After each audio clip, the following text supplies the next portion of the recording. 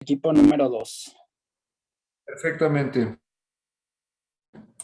Entonces, si gustan, empezamos. Si hay que hacer alguna observación, les hago yo la pausa. Voy a procurar no interrumpirlos demasiado. ¿Sale?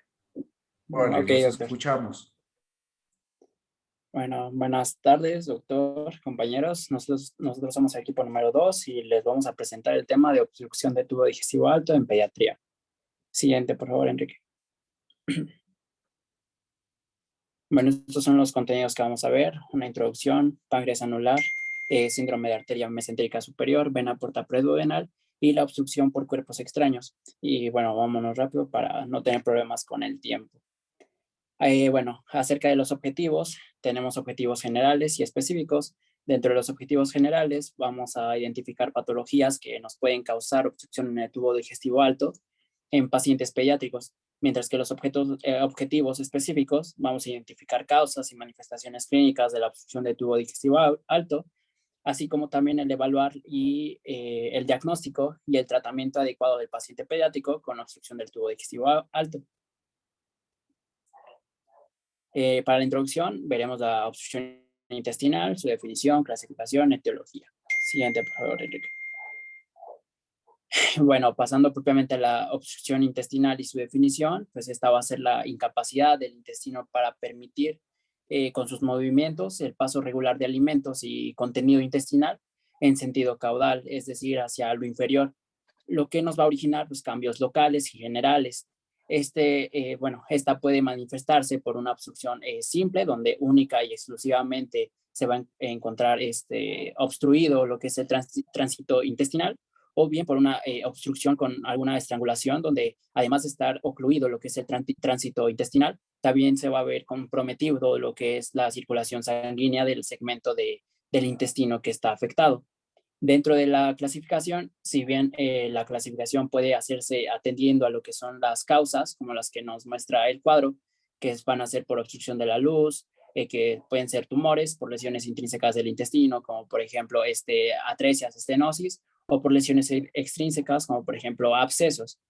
Bueno, en este tema nos vamos a enfocar más porque es la clasificación de acuerdo a la localización de la oclusión intestinal, que para esto tenemos a la clasificación topográfica, en donde, en la oclusión en el intestino delgado se va a dividir en altas y bajas. Para las altas, pues va a ser desde el duodeno hasta el primer asa yeyunal, y las bajas va a ser desde el primer asa yeyunal hasta la válvula ileocecal. La siguiente, por favor, Enrique. Siguiente. Ahí. Bueno, algo que mencionar es que la obstrucción congénita del tracto digestivo alto en los neonatos pues es un problema habitual, que bueno, dejando al lado propiamente la tabla, las causas más frecuentes de obstrucción intestinal pues son las malformaciones anales en un 41%, la obstrucción esofágica en un 24% y la obstrucción duodenal en un 20%.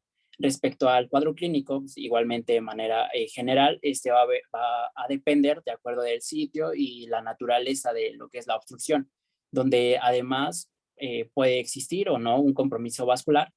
Y bueno, esto es por lo que nos va a ser importante el conocer las principales afecciones. La siguiente, por favor, Enrique. Bueno, pasando a lo que es la obstrucción duodenal, esta de manera congénita pues será considerada de por sí una malformación fatal en lo que son los recién nacidos.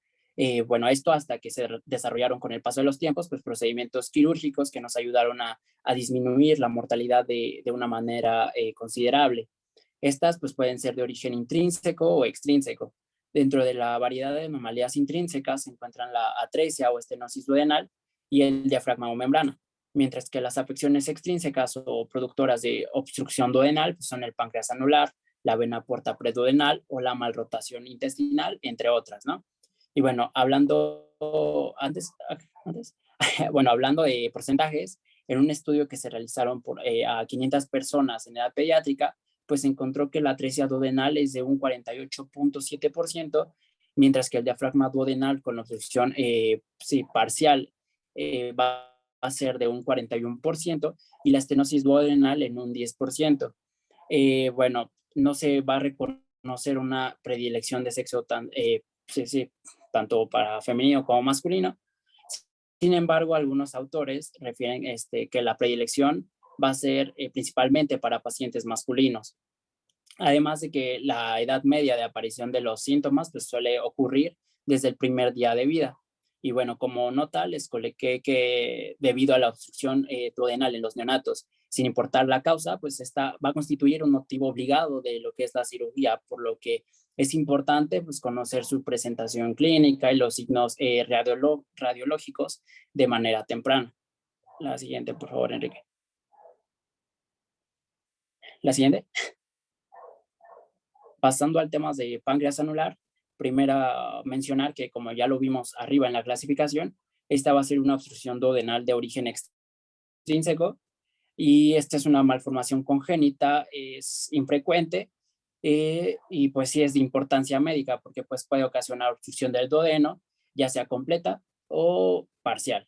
Y bueno, de todo esto va a depender la manifestación clínica de acuerdo al grado de obstrucción del duodeno. Y si se tuviera que definir, pues el páncreas anular pues es una malformación que se caracteriza porque la cabeza del páncreas forma un anillo completo o incompleto a nivel de la segunda porción del duodeno, causando una obstrucción del mismo. Esta anomalía pues, se origina por un mecanismo, pero para entender este mecanismo debemos recordar que embriológicamente el páncreas normal pues, se desarrolla de dos primordios, lo que es la yema pancreática dorsal y la ventral, y estas a su vez se fusionan durante lo que es la rotación del intestino. La yema ventral pues crece y va a migrar para encontrarse con lo que es la dorsal. Sin embargo, en lo que es el páncreas anular, pues la yema ventral se va a adherir a lo que es la pared duodenal, y a medida de que va ocurriendo la rotación del intestino, pues esta es como traccionada alrededor del lado derecho del duodeno, formando lo que es un anillo de tejido pancreático, y esta a su vez va a rodear la segunda porción del duodeno, ocasionando pues los diferentes grados de obstrucción. Nada más mencionar que el tratamiento pues, va a consistir en una cirugía para tratar propiamente la obstrucción, y el páncreas pues, no debe ser ni disecado ni dividido, pero a fines de que se les quede mejor, va a ser secundaria a la rotación incompleta de la yema pancreática ventral, lo que forma un anillo de tejido pancreático que rodea la segunda porción del duodeno, tal como lo muestra el cuadrito. Y bueno, esta puede causar obstrucción parcial o completa. La siguiente, por favor, Enrique. Para la epidemiología, pues inicialmente pues, fue descrito en 1818 y como ya mencionamos antes, es una anomalía congénita rara con una incidencia de 1 por cada 12,000 a 15,000 recién nacidos y por lo menos 1 de cada 70 niños con síndrome de Down. También pues, se va a asociar a otras malformaciones congénitas del tubo digestivo en más del 70% de los casos, en donde se incluyen lo que es la atresia o estenosis duodenal, la malrotación intestinal o la atresia esofágica, e incluso también algunas anormalidades cardiovasculares. Además, no lo puse ahí propiamente, pero pues también puede ser en el síndrome de Down, ya que como lo vimos arriba, por lo menos 1 de cada 70 niños con síndrome de Down lo puede padecer. También pues, va a afectar más a varones que a mujeres y con mayor frecuencia se manifiesta clínicamente en niños que en adultos, en donde pues, la región duodenal comúnmente que es afectada pues, es la segunda porción del duodeno, aproximadamente en el 70% de los casos, y con menor frecuencia pues, ya pues en la primera, en la segunda o en la tercera porción. Los síntomas pues, van a variar desde el dolor abdominal, náuseas, vómito, que incluso se les puede estar asociado a otras afecciones, como por ejemplo úlcera péptica, pancreatitis, donde por lo menos lo que es el páncreas anular pues, es el responsable del 1% de lo que son las obstrucciones gastrointestinales. La siguiente, por favor, Enrique. Y bueno, si bien, aunque la atresia duodenal es la causa más común de lo que es la obstrucción duodenal, pues el páncreas anular no puede ser completamente ignorado cuando hablamos de una posibilidad diagnóstica en pacientes que presentan un cuadro de obstrucción duodenal, en donde pues la mayoría de los pacientes con obstrucción duodenal causada por páncreas anular, perdón, pues no presentan síntomas sino hasta lo que es la edad adulta. Incluso pues puede la obstrucción ser descubierta como un hallazgo hasta lo que es al momento de una autopsia. Para esto, pues la clasificación de Shippen nos va a servir, que nos va a mencionar tres grupos, perdón, y nos muestran la variabilidad de su presentación clínica.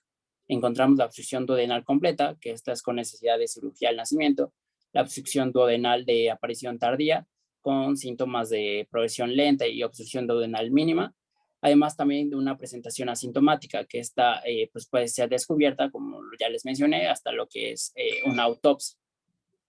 Además de que existe otra clasificación, que es la de Johnston, que nos va a clasificar al anillo pancreático en dos tipos, en intramural y extramural.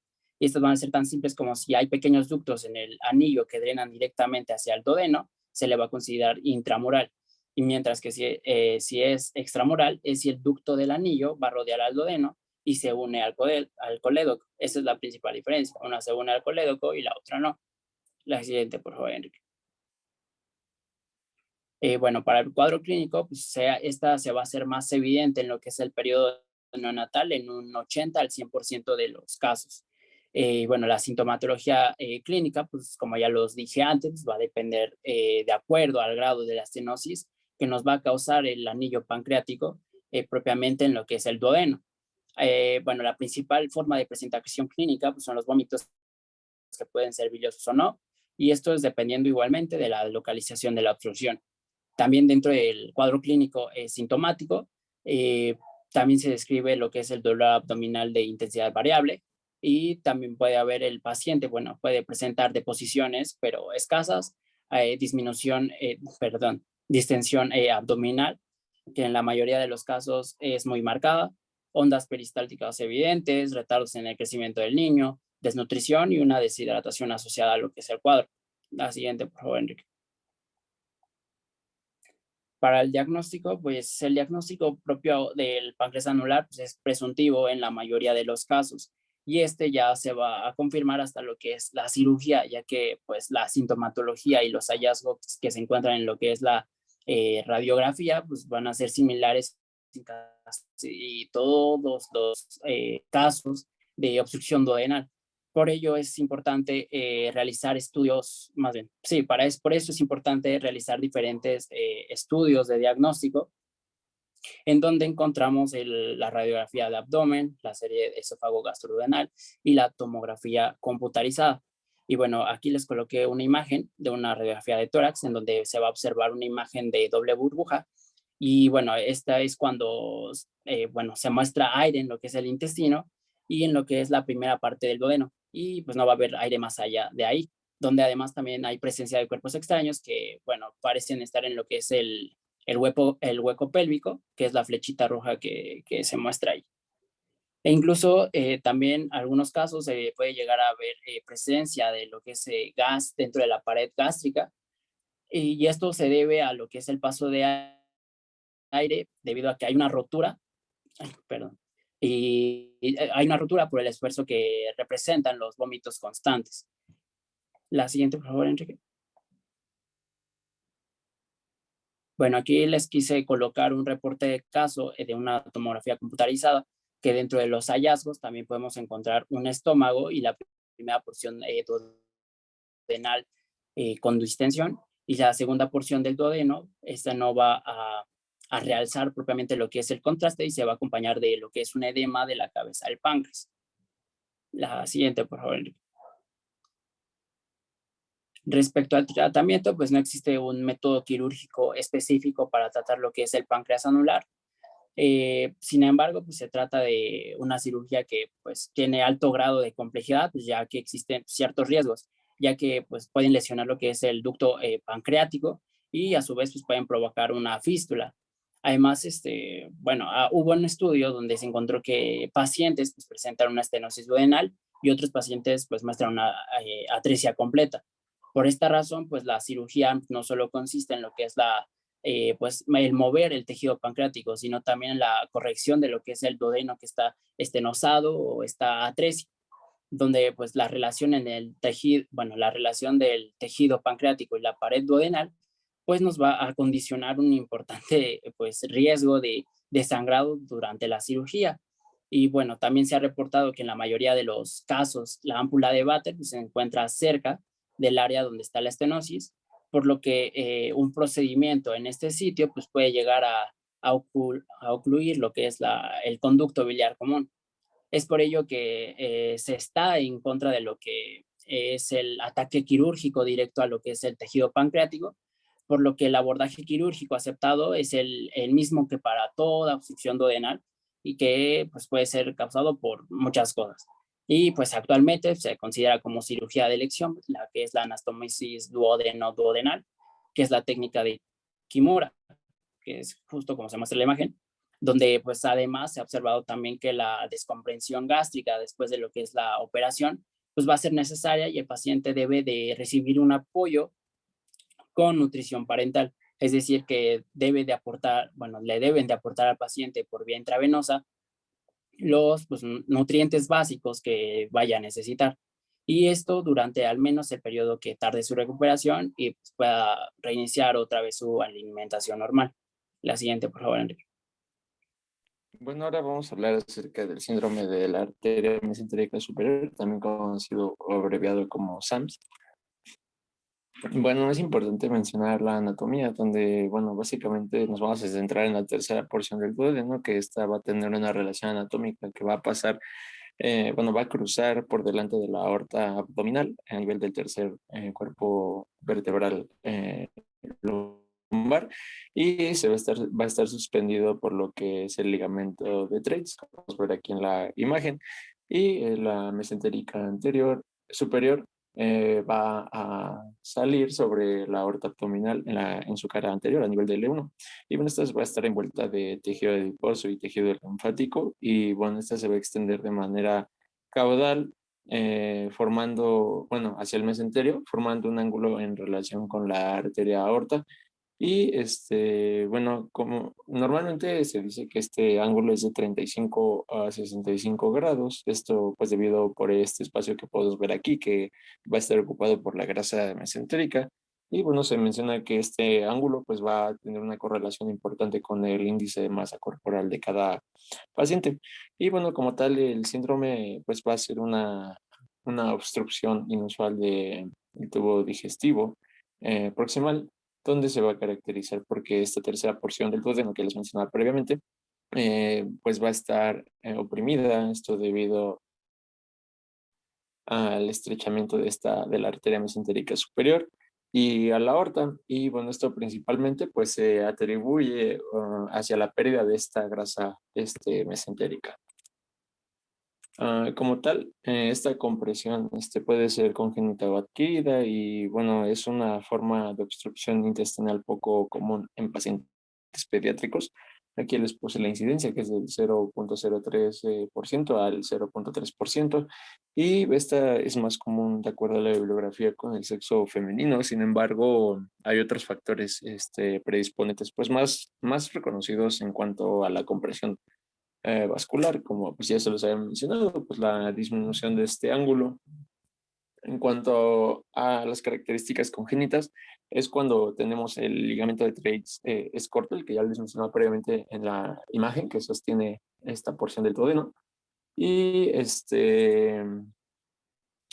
pues va a ser acortado, por lo cual pues va a hacer que el ángulo del duodeno pues se encuentra un poquito más, el ángulo de la mesentérica superior se encuentra más acortado, y por lo cual pues esto hace que el duodeno se encuentre en una posición más, como tal, se atribuye que existe una predisposición genética. Sin embargo, por lo que menciona la bibliografía, no se ha encontrado un gen específico. Y en cuanto a las adquiridas, la causa más común o más significante va a ser la pérdida de peso. Esto secundariamente pues nos va a causar, como ya les había mencionado, la pérdida de esta grasa o esta almohadilla mesentérica, que pues se puede deber a diversos factores, tales como trastornos psicológicos, puede ser una cirugía. Y también se denomina que puede existir bueno, las enfermedades debilitantes, tales como neoplasias malignas, síndrome de mala absorción, que ya lo estudiamos, traumatismos, también cirugías bariátricas, también el abuso de ciertas drogas, y anorexia nerviosa. Y también, bueno, se asocia también con pacientes jóvenes que hayan tenido una cirugía correctiva de columna por escoliosis, y esto, debido al desplazamiento de la arteria, pues se va a reducir el ángulo aortomesentérico. Más adelante les voy a enseñar unos los métodos de diagnóstico, cómo se encuentra este ángulo. Y bueno, en cuanto al cuadro clínico, como tal, los pacientes pueden presentarlo de una manera aguda, por ejemplo, después de alguna cirugía, o de una manera un poco más como insidiosa, con síntomas progresivos. Sin embargo, en ambos casos los síntomas son compatibles con la obstrucción del intestino delgado proximal. Se hizo un estudio con 22 pacientes con SAMS y se reportó que el 59% de estos presentan el dolor abdominal, y un poco más de la mitad de estos lo localizaron en la zona del epigastrio, donde este dolor puede ser, bueno, normalmente reportaron que es postprandial, y pues también va a tener una saciedad temprana. Mientras que también los pacientes que tenían una obstrucción que se denominaba un poco más avanzada, pueden tener náuseas intensas, a su vez también como vómitos y pérdida de peso. Y también estos pacientes pueden presentar. Y bueno, como tal, los síntomas, bueno, de acuerdo a la bibliografía, estos síntomas se pueden aliviar si el paciente adopta ciertas posiciones.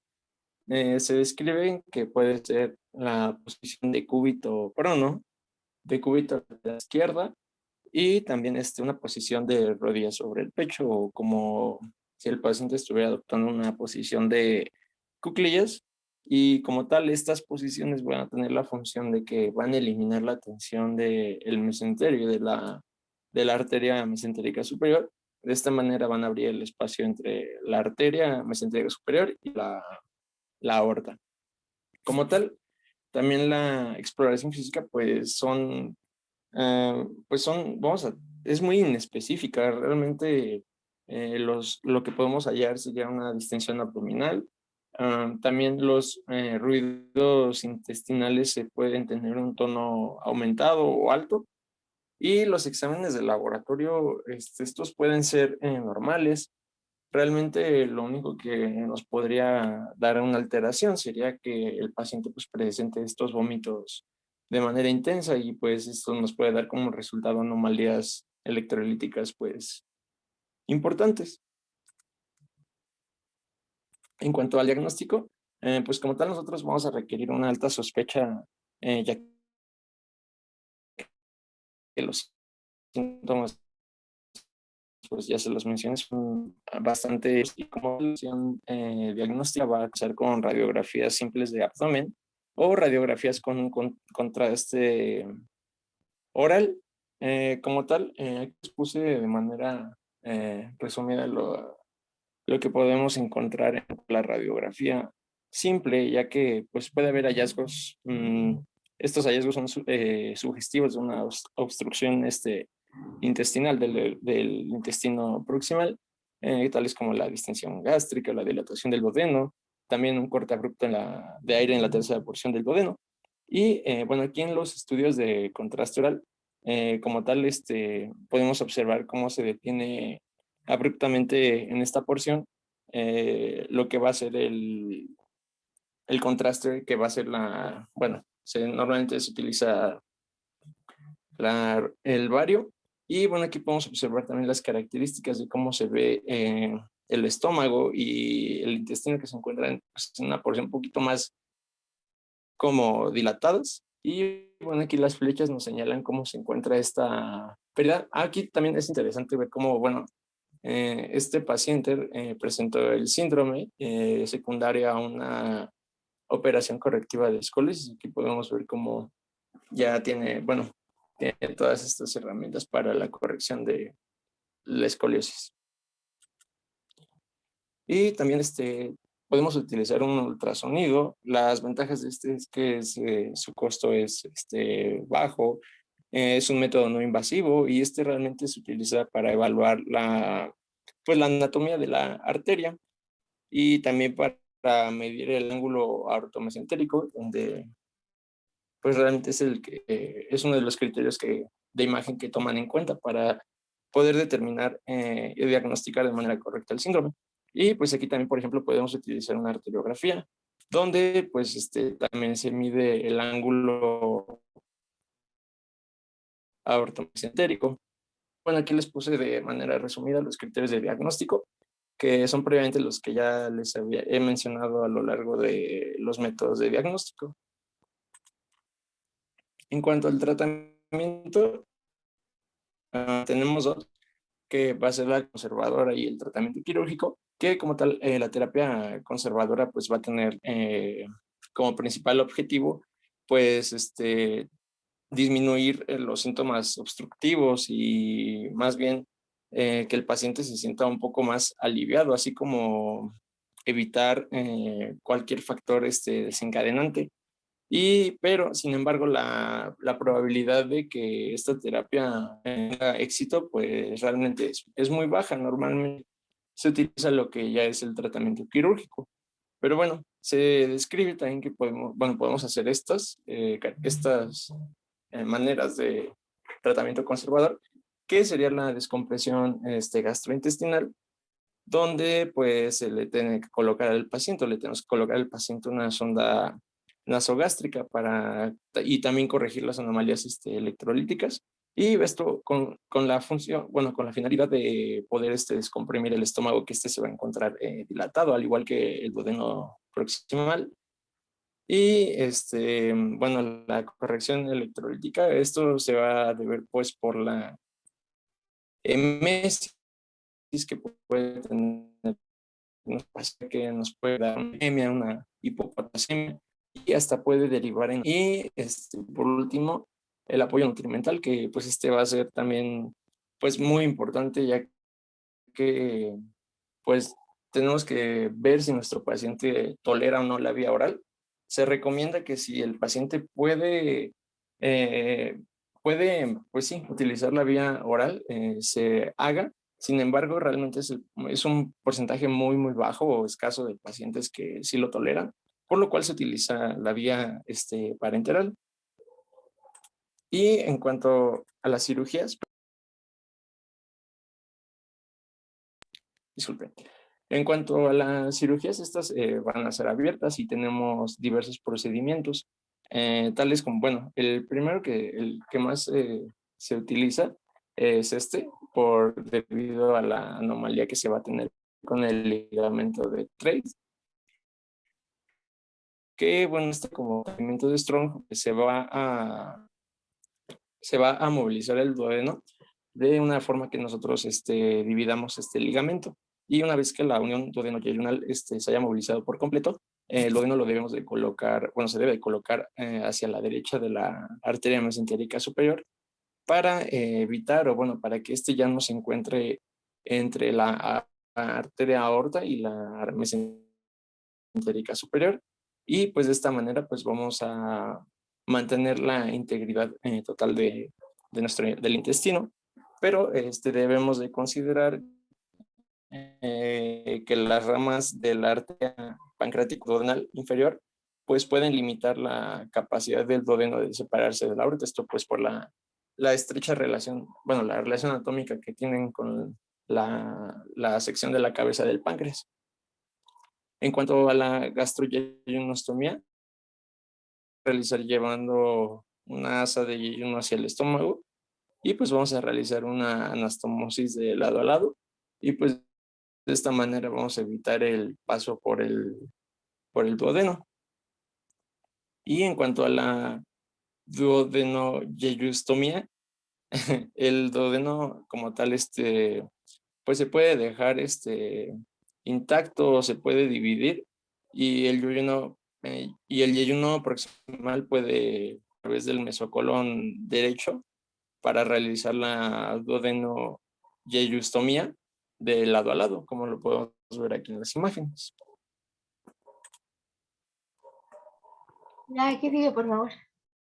Bueno, ya De lo que ahorita. hasta ahorita nos platicaron, ¿alguien tiene alguna duda, alguna observación o algún comentario?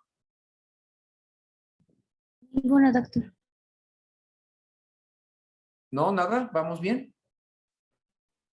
Todo bien, doctor. Todo bien, doctor.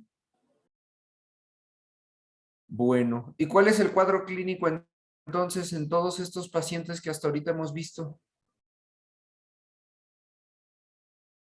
Si hasta ahorita todo va muy bien y no existe ninguna duda y no existe ninguna pregunta, hasta ahorita, ¿cuál es el cuadro clínico común que se presenta en este tipo de patologías que hasta ahorita hemos visto?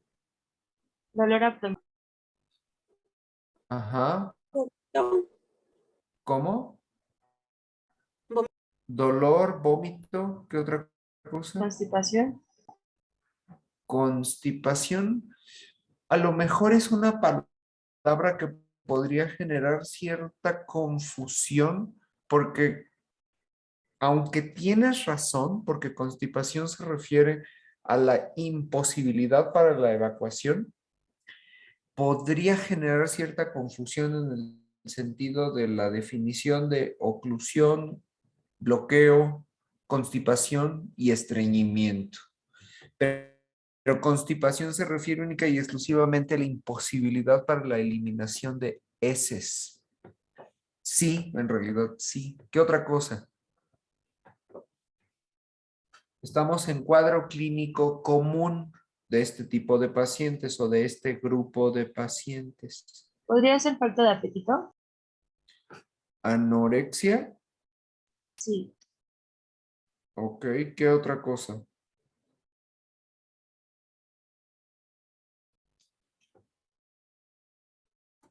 ¿Está entre nosotros Fátima? Sí, doctor, aquí ando. Entonces, ¿qué es lo que platicábamos en la mañana, hija, cuando fuimos a urgencias a ver al paciente de oclusión intestinal? ¿Cuál era el cuadro clínico? Pues era, bueno, que presentaba la distensión abdominal y pues estaba muy rígido su abdomen del paciente. Si recuerdas, justamente eran los elementos en él y que platicábamos que en él, ¿sí? El diagnóstico sindromático de oclusión intestinal. Oclusión intestinal, entonces, es un diagnóstico integrado por dolor, náusea, vómito, distensión, imposibilidad para la eliminación de gases y heces e intolerancia a la vía oral. Y como en todas estas que hasta ahorita nos han presentado, es el mismo sustrato, ¿no? Que es bloqueo con formación de tercer espacio.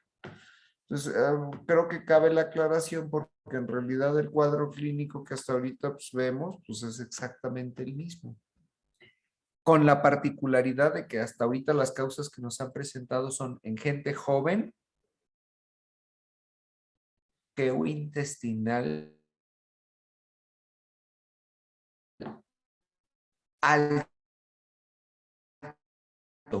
¿cierto? Bueno, vamos a revisar entonces el subtema de vena porta preduodenal y al final vamos a algunas observaciones. ¿Sale?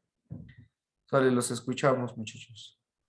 Sí, bueno, ahorita continuando con el tema de vena porta preduodenal, esta pues es una anomalía congénita de la vena porta, donde se encuentra anterior al duodeno, produciendo una obstrucción del tracto digestivo en neonatos. La importancia pues de esta anomalía es de que es relevante a las dificultades y a los riesgos que acarrea en las cirugías que involucran principalmente pues al duodeno y a la vía biliar. Y bueno, por lo tanto, pues la vena porta preduodenal va a ser pues responsable de un pequeño porcentaje de los casos de obstrucción duodenal.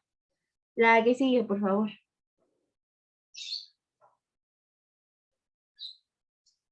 Bueno, es importante conocer un poquito sobre la anatomía. Entonces, como sabemos, pues la vena porta se va a formar pues por la unión de las venas mesentéricas, es decir, de la mesentérica superior y del tronco esplenomesenterico, que como sabemos, pues se compone de la vena esplénica y de la mesentérica inferior.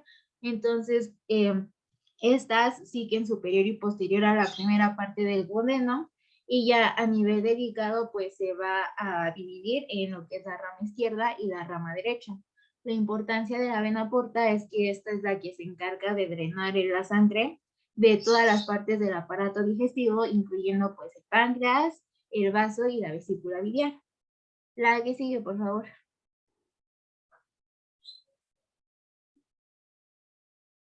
Bueno, como les comentaba, esta es una anomalía pues congénita, entonces vamos a ver que esta se desarrolla durante pues el desarrollo embrionario.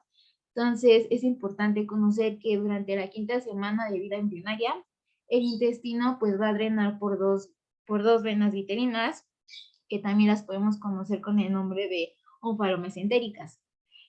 Bueno, estas venas se unen por 3 ramas, las cuales pues nos van a formar puentes, que es aquí por donde pues va a ir cruzando la vena porta hasta su posición final. Entonces tenemos la rama cefálica, que esta se va a localizar en el hígado pues debido a su crecimiento. También la rama media, que esta se encuentra posterior al duodeno, y la rama caudal, que esta está situada en la zona más caudal, es decir, va a estar anterior al duodeno. Es importante también conocer que más tarde las ramas cefálica y la rama caudal se van a unir para formar un puente, y este puente se va a unir a la parte caudal de la vena vitelina derecha. Ahora, en el desarrollo embrionario normal, la parte cefálica de la vitelina izquierda va a desaparecer, pero si las ramas media y la cefálica desaparecen en conjunto con esta vena vitelina, pues nos va a formar lo que es la vena porta preduodenal. Entonces podemos decir que la vena porta preduodenal va a resultar cuando la rama comunicante caudal va a permanecer en comunicación con la rama de la vitelina derecha y con la unión de esta rama hacia el hígado. Y bueno, al existir esta persistencia del puente, que es el puente más caudal, la vena porta va a quedar situada ventralmente al duodeno, y esto pues nos va a dar lugar a la posición anómala. Entonces, como podemos ver en la imagen, en la primera, bueno, de su lado derecho, ese es el desarrollo normal de la vena porta y del duodeno. ¿Le puedes dar un clic, por favor? Y bueno, esa ya sería pues imagen del desarrollo anómalo de la vena porta. Entonces, como podemos ver, la vena porta pues ya está situada anterior al duodeno. La que sigue, por favor.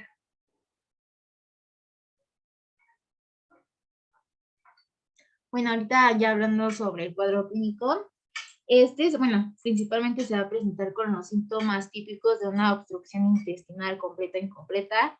Y bueno, vamos a encontrar lo que son los vómitos biliosos o simplemente alimenticios, también lo que es la distensión abdominal, irritabilidad. El polidramnios puede llegar a ser evidente en el examen prenatal.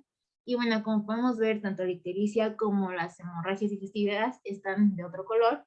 Y esto se debe porque en caso de que se presente ictericia, esto va a ser principalmente por una asociación con las atresias biliares, y si se llega a presentar hemorragias digestivas, estas se pueden producir por úlceras duodenales o bien por las malformaciones existentes en el sistema venoso.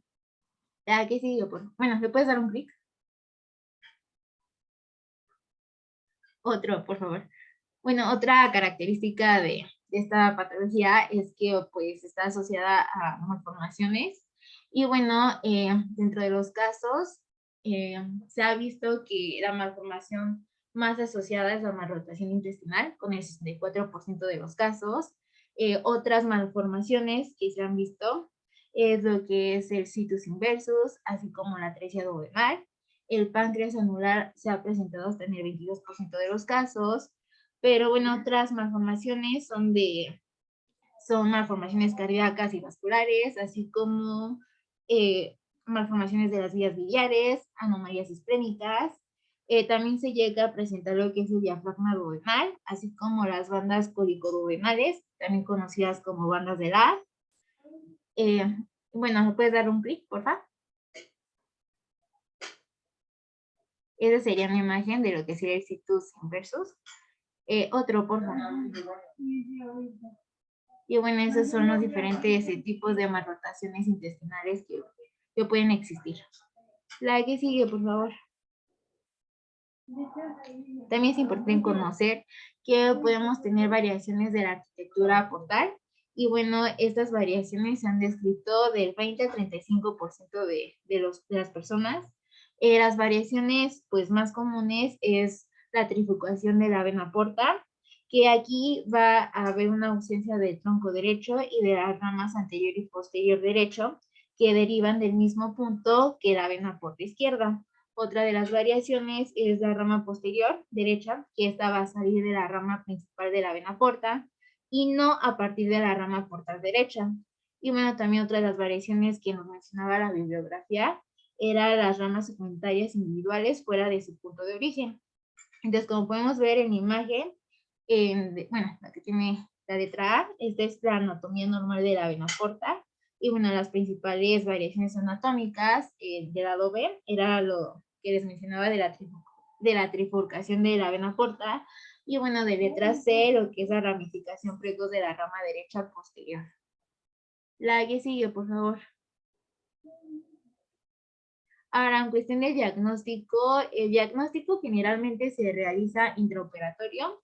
Entonces, este reconocimiento es durante las intervenciones quirúrgicas, específicamente lo que es la laparotomía exploratoria. También mencionaban durante la colecistectomía y la colecistolitiasis, se llegó, bueno, a observar esta patología. Ahora, ante la sospecha de la existencia de la vena porta preduodenal y principalmente si se presenta pues la ictericia, aquí se debe de mandar a hacer una portografía, así como un estudio radiológico de las vías biliares. Y bueno, la portografía es la técnica radiográfica que consiste en la introducción de contraste en las estructuras vasculares que van a drenar al sistema porta para el estudio de los vasos portales. Y bueno, obteniéndose así imágenes con fines diagnósticos. Algo también importante es que el diagnóstico prenatal o la identificación precoz, es decir, en la identificación preoperatoria, son extremadamente raras porque pues no se llega a sospechar de la existencia de esta anomalía. Y bueno, algo también que se me hace, bueno, que siento que es importante, es que este va a ser el último diagnóstico que se va a dar a la obstrucción duodenal. Es decir, o sea, si se presenta una obstrucción duodenal, es importante primero descartar cualquier causa, tanto intrínseca como extrínseca, y como vimos, dentro de las extrínsecas, la vena porta preduodenal estaba en este grupo, entonces este va a ser pues el último diagnóstico que se le va a dar. La que sigue, por favor. Ahora vamos a tener ciertos hallazgos radiológicos que los vamos a dividir en los de periodo neonatal y los que están presentes en etapas avanzadas de la vida.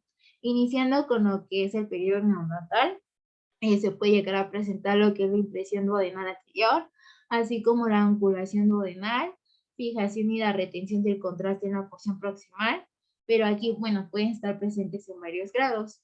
Y bueno, también se describía que se ha llegado a encontrar la vena mesentérica común o anomalías en la fijación mesentérica. Sin embargo, pues todas estas características, todos estos hallazgos van a existir solamente cuando pues existe este contacto de la vena porta con el contorno intestinal. En caso de que pues no exista este contacto, pues no se van a producir estos hallazgos. La que sigue, por favor.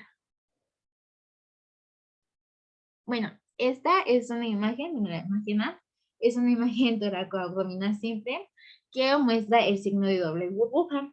Y bueno, este signo es producido por un estómago y por el duodeno proximal que se encuentran dilatados. Y bueno, del lado B, aquí fue durante una cirugía que se identificó que la causa obstructiva pues estaba condicionada pues por esta patología. Entonces, está señalada con la pinza pues la vena porta predominante. La que sigue, por favor.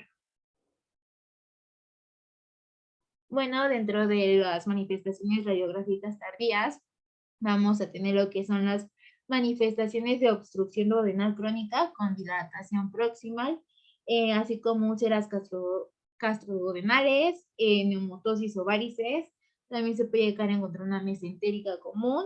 Y bueno, en los casos asociados con anomalías de las vías biliares, se van a llegar a observar manifestaciones de una cirrosis hepática.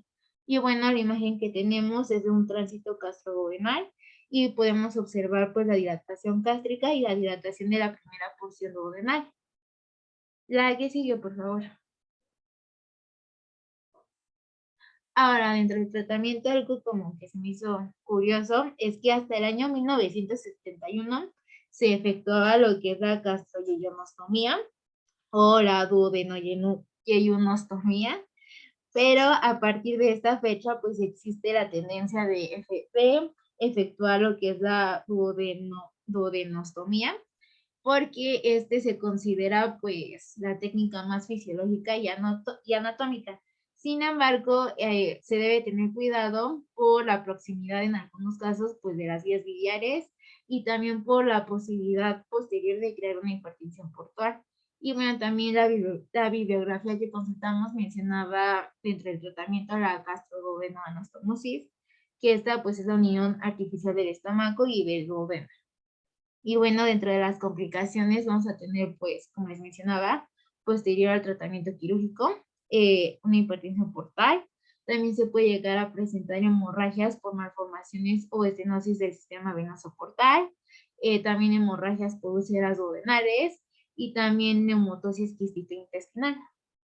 La que sigue, por favor.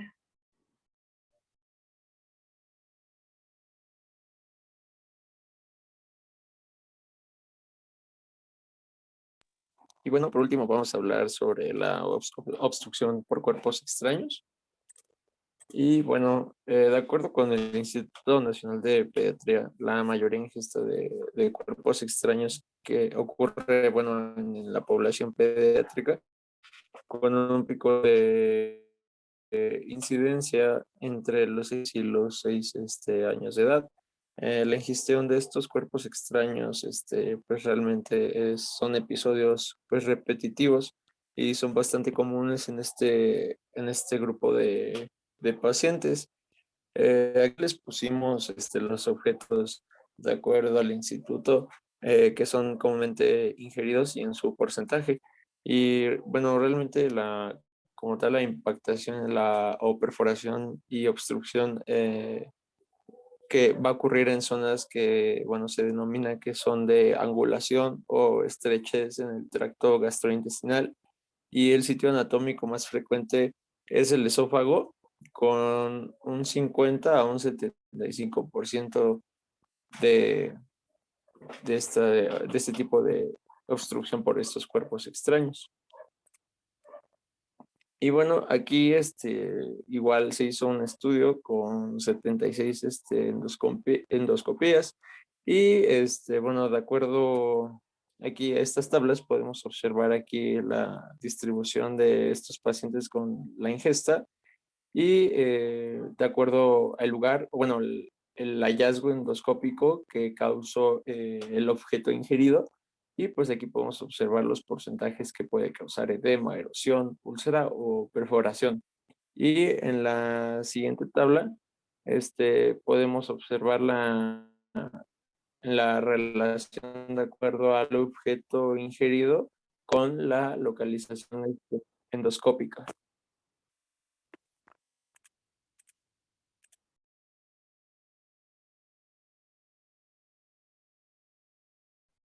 Y bueno, ya dentro del cuadro clínico vamos a tener que los síntomas más comunes van a ser lo que es la disfagia, la odinofagia, también la cialorrea, la regurgitación, también se puede llegar a presentar dolor torácico abdominal, así como vómitos, náuseas o emesis, así como pues irritabilidad, que estos son típicos de un cuerpo extraño esofágico. Algo importante es que los cuerpos extraños en el esófago pueden comprimir fácilmente la pared posterior membranosa de la tráquea o laringe y por lo tanto producir síntomas respiratorios, tal vez como la tos, estridor o sibilancias. Algo importante también es que en niños pequeños, pues principalmente podemos encontrar lo que es el estridor, tos y anorexia. Y si se llegan a encontrar pues estos cuerpos extraños en el estómago, generalmente van a dar pocos síntomas, pero puede llegar a producirse una perforación o una erosión de la cavidad gástrica. La que sigue, por favor.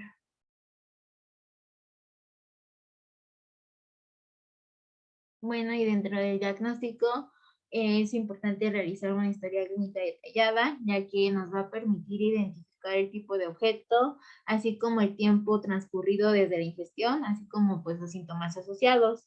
En la exploración física, pues es importante ver el estado ventilatorio, así como la estabilidad cardiovascular, y bueno, ver si se tiene datos de obstrucción o perforación y el estado neurológico del paciente.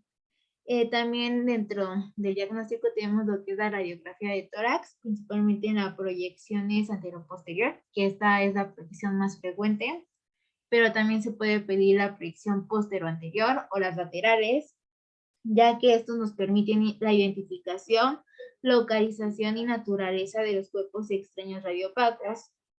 Y bueno, algo también importante es tratar de establecer si el objeto ingerido es radiolúcido o radiopaco, que en caso de que sea radiopaco van a visualizarse con mayor facilidad. Y bueno, también es importante considerarse las radiografías del cuello y del abdomen. La que sigue, por favor.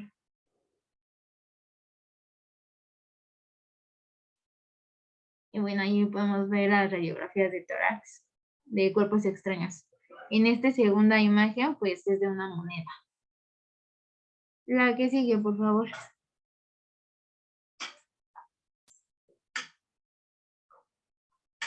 Ahora, dentro del tratamiento, vamos a tener que entre el 80 y el 90% de los cuerpos extraños en el tracto gastrointestinal pues van a pasar espontáneamente sin complicaciones.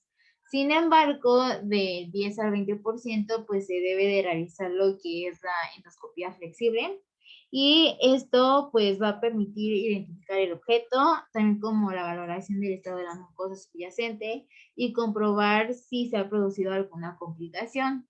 Entonces, volviendo a lo mismo, la endoscopía flexible pues va a depender principalmente del tipo de cuerpo extraño, también de la edad del paciente, la localización, el tiempo de la ingesta, si hay ayuno, así como pues de la disponibilidad del equipo y del personal calificado para realizar pues esta intervención. Sin embargo, hay que tener en consideración los factores de riesgo, entre los cuales encontramos si el cuerpo es punzante o cortante, también si hay presencia de divertículos esofágicos, así como una impactación esofágica mayor de 24 horas, o si la localización se encuentra en el tercio proximal del mismo. Bueno, ahí hay un pequeño video de una extracción endoscópica, entonces no sé si le puede dar clic para ver un poquito.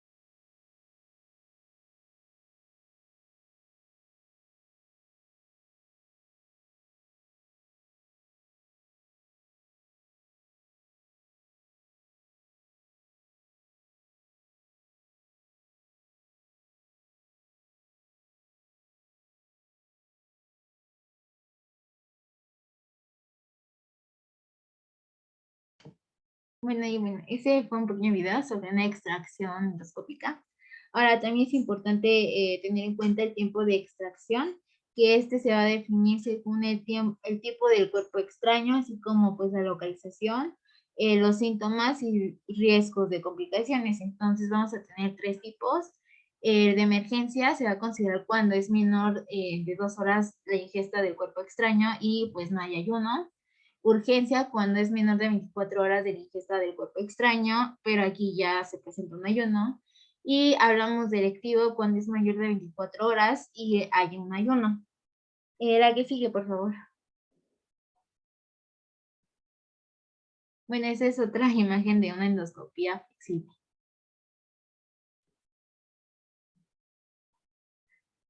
Y bueno, solo el 1% de los pacientes pues va a requerir cirugía y esto va a ser pues porque no es posible llevar a cabo la endoscopía o bien es secundaria pues a complicaciones. Un ejemplo es, por ejemplo, la perforación corónica.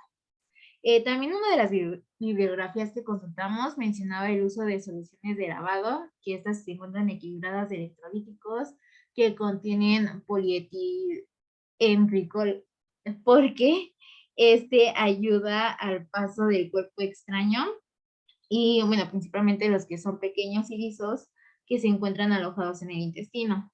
Entonces, pues el lavado es de especial utilidad para acelerar el paso del cuerpo extraño que pudiera contener material tóxico absorbible.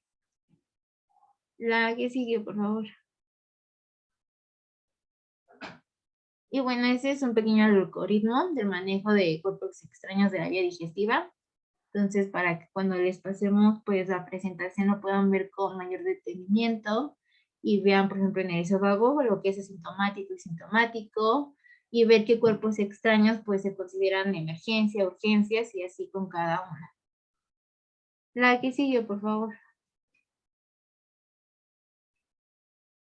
Y bueno, este es otro pequeño esquema de la ingestión de los cuerpos extraños. Obviamente se debe de valorar la peligrosidad del cuerpo extraño por sus características. Entonces, como habíamos mencionado en el diagnóstico, se debe de realizar una radiografía de tórax, así como de cuello y de abdomen. Y esto pues nos puede indicar que es un cuerpo extraño radiopaco o radiolúcido. ¿Le puedes dar un clic, por favor? En caso de que sea radiopaco, obviamente podemos tener sintomático o asintomático. En el sintomático, si se aloja en el esófago, está indicado la endoscopía.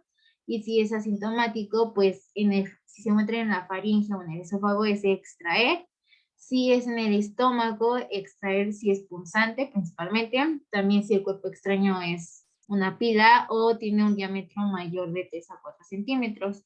En caso de que pues pase al estómago, se debe de mantener en observación al paciente y si en 1 o 2 semanas no se llegan a observar pues en las heces el cuerpo extraño, se debe de realizar una radiografía. Y bueno, como vemos, en 4 semanas con máximo, si no, pues se realiza una extracción. La que sigue, por favor. Y bueno, en el lado que sea un cuerpo extraño radiolúcido, también tenemos lo que es sintomático o asintomático. De igual forma, si es sintomático y se encuentra en el esófago, se debe de realizar una endoscopía. Y si es asintomático, pues la radiografía de contraste, aquí es importante que no sea no varitado. Si se visualiza el cuerpo en el esófago, se debe de extraer por endoscopía. Y bueno, si pasa al esófago, se debe de observar y bueno, dependiendo del objeto, se debe de extraer, ya sea mediante fibroscopía, dado que el control por la radiografía posterior es más complejo. La que sigue, por favor. Y bueno, ya por último, las complicaciones las podemos dividir en agudas y en tardías. Las agudas están relacionadas con el daño de la mucosa, así como de la inflamación y la obstrucción. Y bueno, dentro de las tardías podemos encontrar lo que es la cicatrización, estenosis, persistencia de los síntomas respiratorios, también como neumonías recidivantes, así como pues la pérdida de peso y el retraso en el crecimiento. Y algo también importante es que del 15 al 35% de los casos va a presentar una perforación del tubo digestivo. La que sigue, por favor. Y bueno, eso sería todo de nuestra parte. No sé si tengan alguna duda. ¿Dudas, comentarios u observaciones? Yo tengo una pregunta. Es que creo que no entendí muy bien en alguna de las clasificaciones que diste respecto al tiempo que llevaba ingerido el cuerpo extraño. ¿Por qué se incluye el ayuno? Ahí como pues el factor que aumenta el riesgo.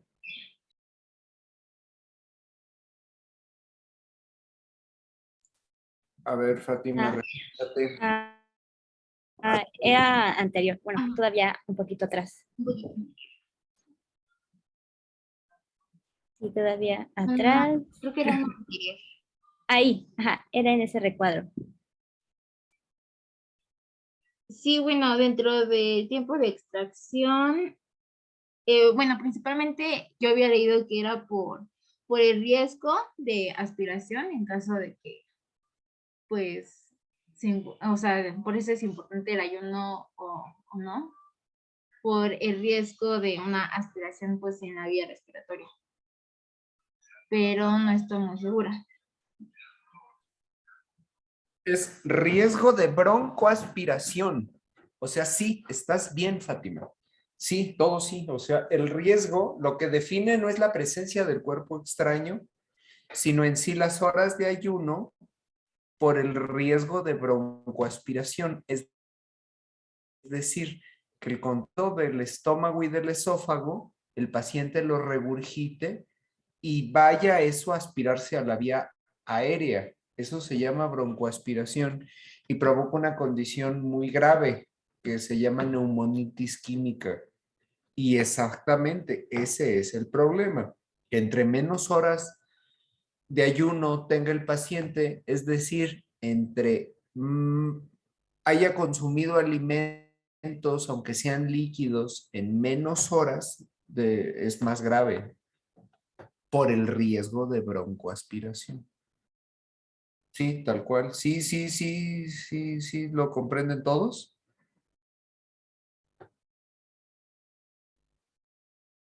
Sí, doctor. Sí, doctor. Claro, la duda. Sí, doctor. Ok, ¿alguna otra observación o duda que tengan?